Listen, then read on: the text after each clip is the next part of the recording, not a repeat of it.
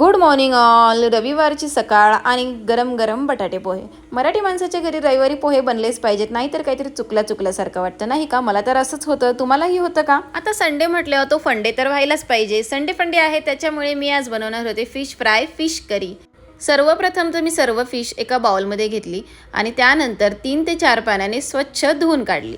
त्यानंतर आलं, लसूण आणि कोथिंबीर याची फाईन पेस्ट केली आणि त्यावर लावून ठेवली. थोडासा लिंबू पण वरून पिळला, त्यामुळे मच्छीचा उग्रवास येत नाही. आज प्लॅन होता बोंबील, कटला मच्छी आणि प्रॉन्सचा. आता प्रॉन्स हे मी संध्याकाळी करणार होते, कारण रियांशने एक रेसिपी बघितली होती आणि त्याचं म्हणणं होतं की मम्मा मला असेच प्रॉन्स करून हवेत. 15 ते 20 मिनिटं मॅरिनेट करण्यासाठी साईडला ठेवून दिले. आमच्या घरामध्ये सर्वांना फिश हे कुरकुरीत आवडतात. फिश जर कुरकुरीत करायचे असतील तर त्यामध्ये तांदळाचं पीठ घालायला विसरू नका.